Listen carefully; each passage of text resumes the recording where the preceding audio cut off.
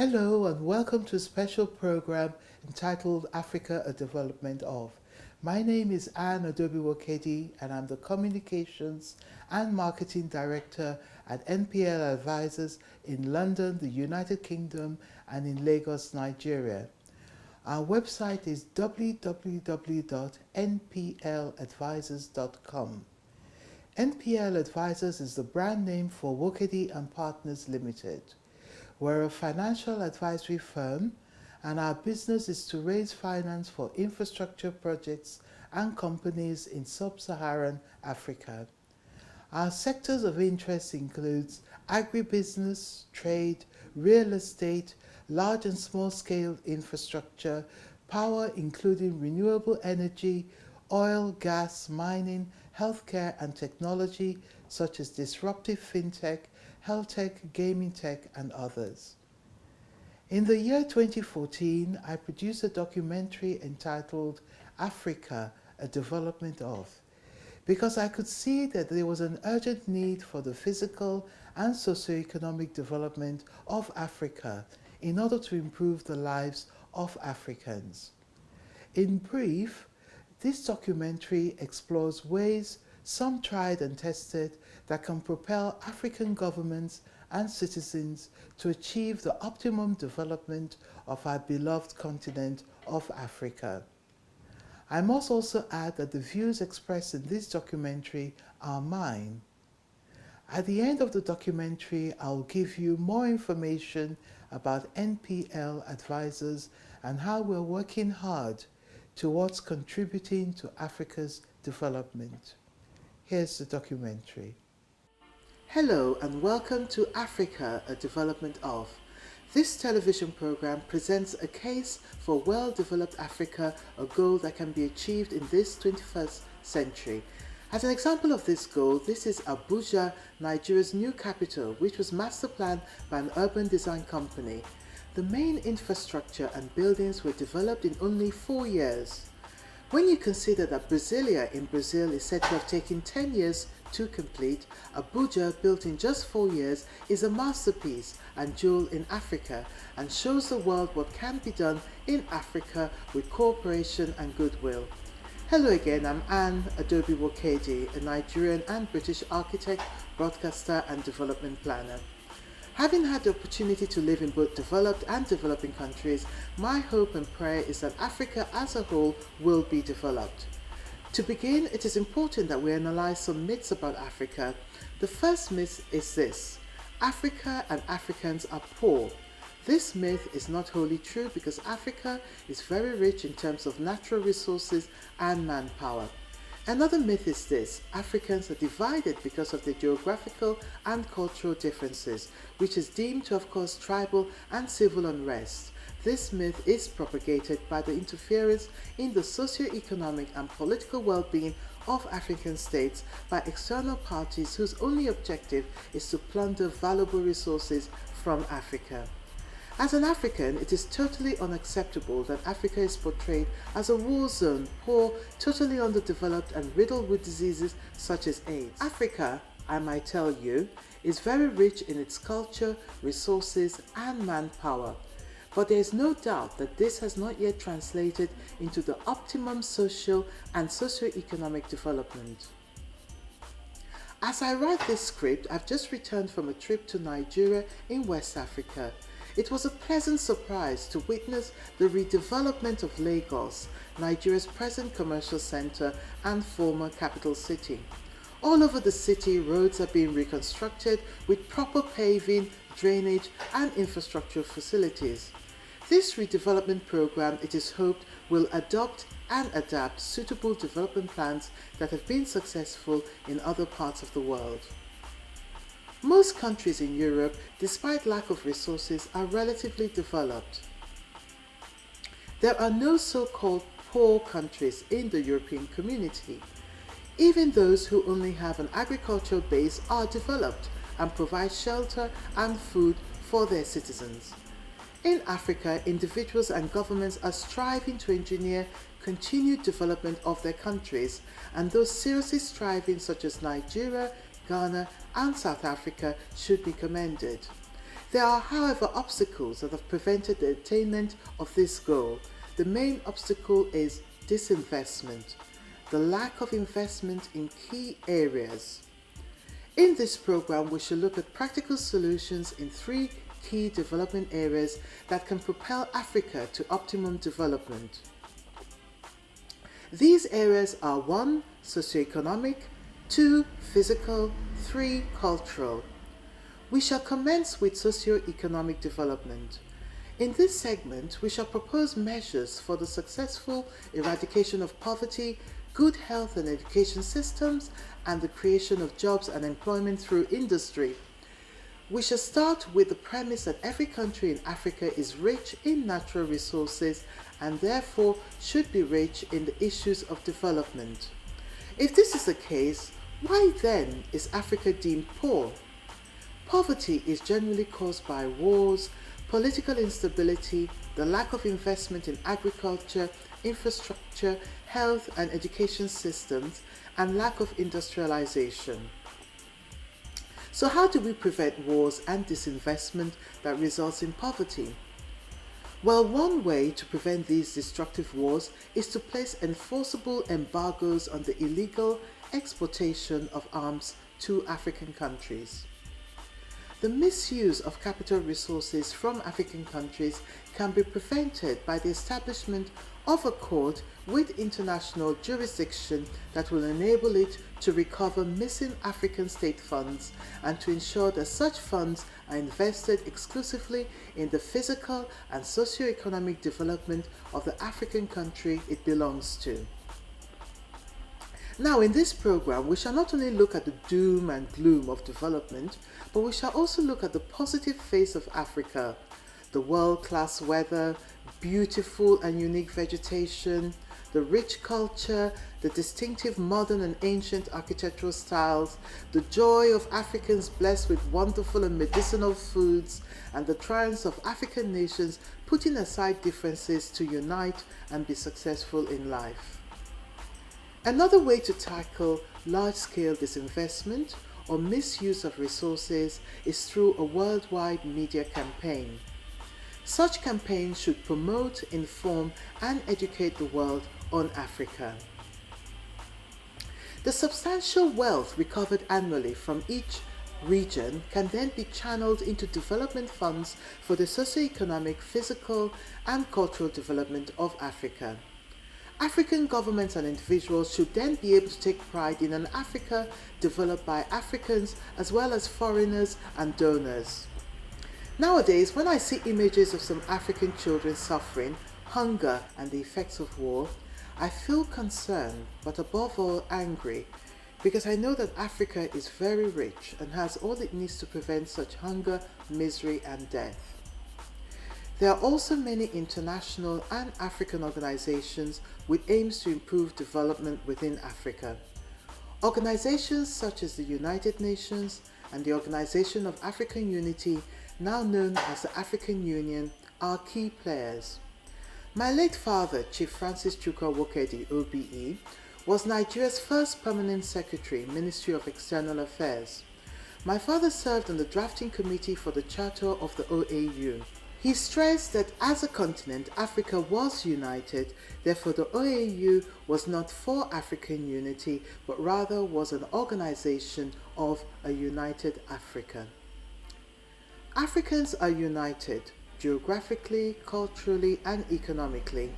If all African governments introduce and implement positive development programs, including trade and cultural exchanges, such activities will lead to the long-term peace and prosperity. Towards this goal, African and world leaders have created an organization called NEPAD, the New Partnership for Africa's Development. NEPAD's primary objectives are to eradicate poverty, promote sustainable growth and development, halt the marginalization of Africa, and accelerate women empowerment. Yet at a recent meeting in London organized by an African-originated television station to mobilize African women in the diaspora for development, a question raised by participants was, how shall we develop? Generally, people were tired of Africa being portrayed negatively, despite her abundance in natural resources which benefits many developed nations.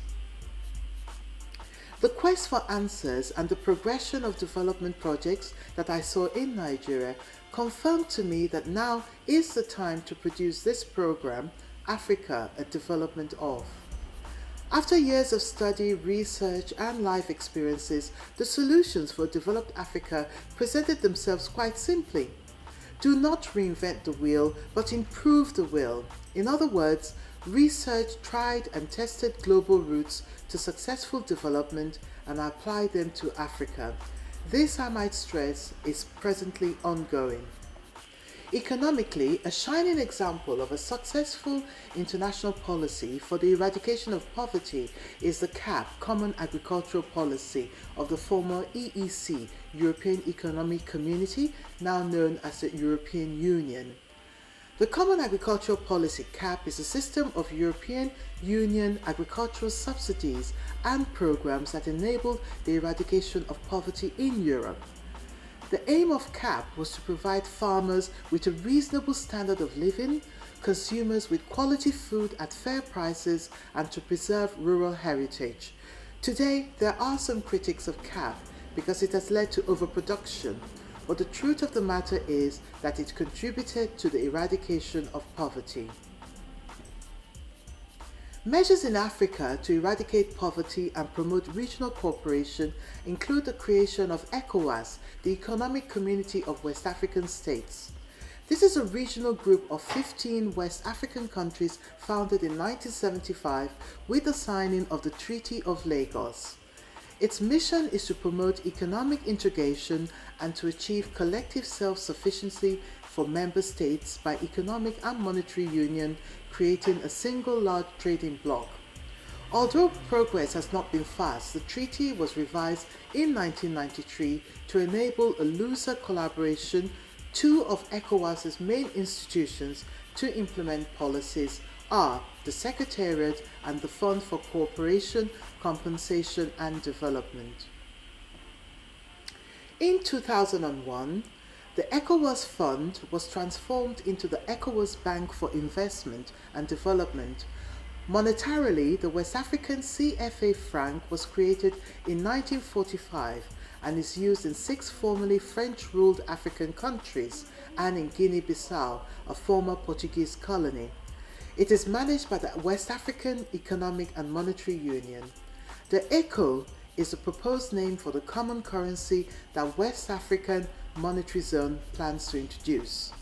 The monetary zone includes the Anglophone countries of Gambia, Ghana, Nigeria, Sierra Leone, and the Francophone nation of Guinea. Liberia is also interested in joining the monetary union. The goal is to unite the West Africa Economic and Monetary Union and the West African Monetary Zone to form a single monetary zone in West Africa, which will be joined by Cape Verde. Militarily, the ECOWAS nations signed a non-aggression protocol in 1990, as well as earlier agreements in 1978 and 1981. A protocol on mutual defense assistance was signed in Sierra Leone in 1981 that established an allied armed force of the community called ECOMOG. In West Africa, there's an ECOWAS Community Court of Justice, created in 1991, and in East Africa, the East African Court of Justice. They, like the European Community's Court of Justice, have jurisdiction over fundamental human rights breaches. Sporting and cultural exchanges between African nations include Pan-African awards, football tournaments, and pageants. So how can these organizations succeed in applying a common agricultural policy to eradicate poverty in Africa? The answer is straightforward. Apply the macroeconomic policy, such as an African agricultural policy, and implement it in all African countries. Carefully implemented to avoid overproduction and waste, this will lead to much needed food security. In Europe, The Common Agricultural Policy has enabled the eradication of poverty. African governments could combine measures such as direct subsidy payment for crops and land, which may be cultivated, with price support mechanisms, including guaranteed minimum prices, with some import tariffs to help domestic production and quotas on certain goods from outside Africa. African governments, with the assistance of African food scientists, of which there are many, can plan and subsidize specific crop production of the many nutritious staple foods and subsidize land stewardship.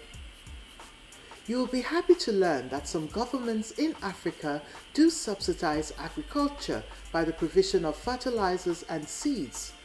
Yet, for our goal of reaching optimum development, the subsidies should be across the board and in each and every country. In 1992, in the European Union, the agriculture expenditure represented nearly 49% of the EU's budget. With proper investment in agriculture by the African Union and the prevention of divisive wars, the wealth generated from Africa's own resources can feed its people. In today's global village, communication and information is easily available through mobile telecommunication, the internet, and satellite television. Africa is no longer isolated, but as the rest of the world, it deserves to attain full development. From poverty eradication through agricultural policies, let's take a look at health and education systems. Here again, there is no point in reinventing the wheel. Research should be undertaken and successful health and education services that provides opportunity for all citizens of a country to acquire skills for development and to have access to well-equipped healthcare systems should be implemented. A healthcare system that has proved to be successful is the United Kingdom's National Health Service. The 1946 National Health Service Act came into effect in 1948, approximately 61 years ago. The NHS is the UK's public-funded healthcare system and was created in the aftermath of World War II. Clement Attlee's Labour government created the service as part of the cradle-to-grave welfare state reforms. The idea was that if Britain could work towards full employment and spend large sums of money during the wartime effort, then in a time of peace, the same measures of social solidarity and financial resources should be directed towards looking after the public. You will be happy to learn that African countries like Nigeria have a healthcare system that provides free services and medicines for residents. Once again, from the point of view of achieving optimum development, there has to be more funds directed to the health service. Also, despite the criticism of the NHS system in the UK, there is absolutely no doubt that it is a relatively successful system and one that is the envy of the world. From healthcare, let's look at education. You've guessed it, the solution is to implement successful schemes. The schemes can be adapted to suit each country's demographic variances. For example, in West Africa, Nigerians have free education that is complemented and subsidized privately, and the government has promoted UBA, Universal Basic Education. A significant proportion of Africans are educated to degree level, but to achieve optimum development, we must aim for optimum employment as in developed countries. For examples of successful programs for mass employment and economic development, let's look at the old Marshall Plan developed in America for the rebuilding of Europe after the Second World War. The plan erased tariff barriers and set up institutions that coordinated the economy on a continental level. The economic calamity of the 1930s also convinced many that the unregulated free market could not guarantee economic well-being. Today, some have proposed a Marshall Plan for Africa in the form of NPAD. the new Partnership for Africa's Development. NEPAD's emphasis is on promoting democracy, good governance and political stability to encourage foreign investment. NEPAD conducts peer reviews of member states to see whether respective governments are adhering to principles of good governance, budget discipline and fiscal transparency. The Marshall Plan provided loans to businesses to buy the materials and equipment they needed to be profitable. The loans were then paid back and the money was reused to fund more businesses. A plan for Africa is based on the same principle: provide funds for businesses which will be repaid and reused. Each African country is rich in resources, whether it be oil, gas, coal, gold, diamonds, precious minerals, food, fruits, flora, fertile lands and seas. To assist in optimum employment, each nation's resources should be processed by its people. As we have studied the socio-economic development that can lead to poverty eradication and full employment, now let's look at the physical aspect of full infrastructure development in Africa. Before we commence, I would just like to state that there is hope and the will for full development in Africa. Abuja in Nigeria and several other capital cities in Africa are fully developed cities with modern transport networks and buildings. These cities are catalysts for full development of the continent. But what is exactly involved in full infrastructure development, and why is there not yet full provision of clean drinking water, electricity and gas? Is the technology to provide these utilities unknown in Africa? The answer is this: the knowledge exists, but the main opponent of developing good roads, providing clean drinking water to all African households and provision of 24-hour electricity and liquefied natural gas for all citizens is disinvestment or lack of investment in developing the infrastructure. For those who are not aware of good infrastructure technology or may have given up hope that Africa's infrastructure will ever be developed, let's look at the necessary services such as clean drinking water and 24-hour electricity and study the technology behind them. Let's start with the provision of clean drinking water. As we have discovered in other development goals, to achieve full supply of drinking water in Africa, we need to research successful water supply systems in the world and apply the techniques to Africa. For an example of a successful water supply system, let's look at the processes of a regional supply company in Europe. The aim of the water company is to provide high quality drinking water treated to the highest European standards to over 2 million people in nearly 1 million properties and to operate 24 hours a day, 365 days a year. So how is this done? Well, water is pumped from sources, treated and distributed to customers' properties through approximately 14,000 kilometers of mains. Where is the source? 70% comes from 150 boreholes and wells. 30% comes from 6 river intakes and 6 water reservoirs. The water is pumped from these sources, treated at treatment works and distributed to customers' properties.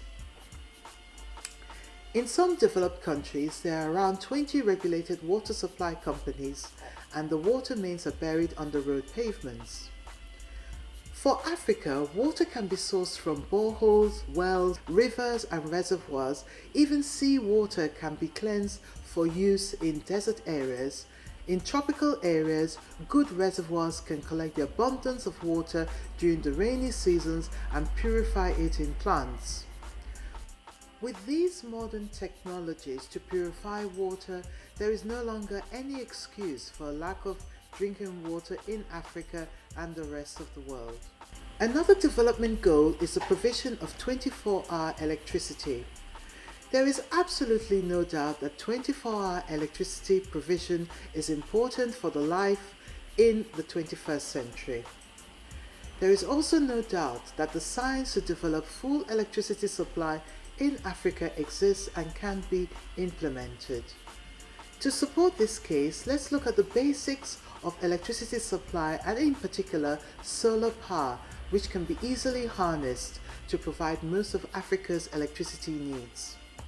Electricity generation from fossil fuels, nuclear or renewable fuels or other sources is mostly based on the fact that when magnets are moved near a wire, an electric current is generated in that wire. This phenomenon is called electromagnetic induction and generates an alternating current. Nuclear power, coal, oil and some gas technologies produce steam that drives a steam turbine that is connected to the shaft that spins. Other gas-fired technologies use the hot gaseous products of combustion to drive a gas turbine directly that spins the shaft without the need to produce steam. In a hydroelectric scheme, the flow of the water causes the shaft to spin. In a wind generator, flow of the wind causes the shaft to spin. Regardless of which fuel or technology is used to make the shaft spin, the electricity produced is the same. Photovoltaic cells are increasingly being put on roofs. They absorb light, which then causes an electric current to flow between a sandwich of materials with differing electrical properties. In Africa, solar energy is the key for 24-hour electricity supply. As a matter of fact, there exists the opportunity for Africans as a unified bloc to produce the world's first largest continental solar generating power stations.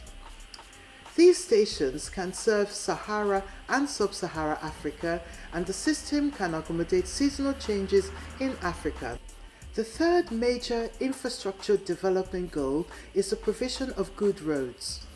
If the proper amount of money allocated for building roads is used to construct good roads, African roads will not fail.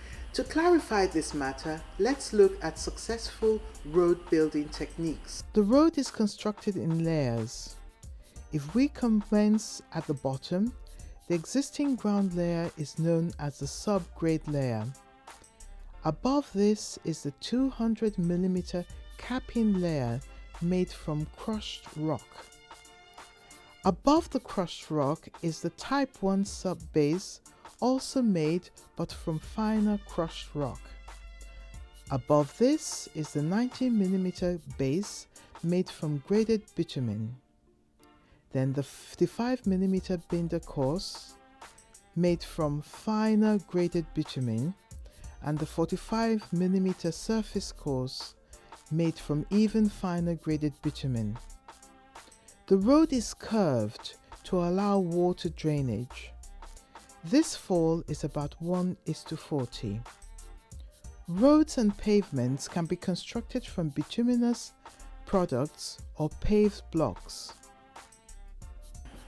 As you can see, road building can be quite straightforward in its construction. It requires capital investment of 90% of funds allocated to be used on good quality road materials, machinery and labor, with 10% profit for the contractor. This is a good way to operate instead of disinvestment that reverses the fund structures, so there is minimal funds on construction and maximum on profit. Following on from good roads, the same principle can be used to develop and repair existing and new railway systems. The provision of good homes for all Africans is a major necessity. Governments all over the continent have built housing for workers. There are, however, many areas that can be classified as slums. A basic human right is the need to live in a safe and healthy environment. Even in the year 2009, developed countries have been mainly developed through massive government spending on housing. Finally, let's look at cultural development, mainly the arts and tourism. As well as being rich in natural resources, Africa is abundantly blessed in climate, culture, arts and entertainment. Africa in this millennium could be a tourist haven for Africans at home and in the diaspora, as well as for other citizens of the world. In developed countries, the media sometimes only focuses on the negative side of developments in Africa. The African home movies, however, show the true developments in Africa, including the rich elites, the growing middle class, and the poor. In conclusion, a fully developed Africa can be achieved in this century. Remember Abuja in Nigeria? Its main infrastructure was developed in only 4 years. Africa as a continent is developing and has the resources, manpower, and knowledge to fully develop in a sustainable way in this 21st century. Today, the world is a smaller place and Africans are connected to the rest of the world by satellites and communication systems. The recent financial crisis is global and has reminded us that the world is one. As both developed and developing nations find ways of surviving the crisis, we can learn from each other, and as we develop Africa, let's remember that we are developing our world. Thank you for watching this program. It is hoped that it will enlighten viewers and change preconceived ideas that in terms of development, Africa will always remain a developing continent. If you have any comments or to order a copy of the program, please email your request to ancom@hotmail.co.uk. I am Anne Adobimokedi. Goodbye. Welcome back and thanks for watching Africa, a Development of. We hope that it has inspired you. Now, just a few more words about NPL Advisors. NPL Advisors offer advice for project sponsors, investors, corporates, private equity houses, investment banks, hedge funds, insurance funds, and AIM participants, that is the alternative investment market. We practice what we call our ABC principles, that is A for advisory, B for bespoke structuring, and C for cash flow analysis. Our team of advisors are experts in fields such as banking, finance, law, accounting, business management, government relations, architecture, engineering, information systems, and technology. Our principles and values include integrity, transparency, and accountability. Finally, if you are an investor who wants to invest in Africa, or you're a project sponsor who needs inward investment, please feel free to contact us via our website, that is www.npladvisors.com. We'll be happy to assist you as together we practice the art of investing in Africa. Thanks again for watching. We look forward to hearing from you. Take care and God bless. I'm Anne Adobimokedi. Bye for now.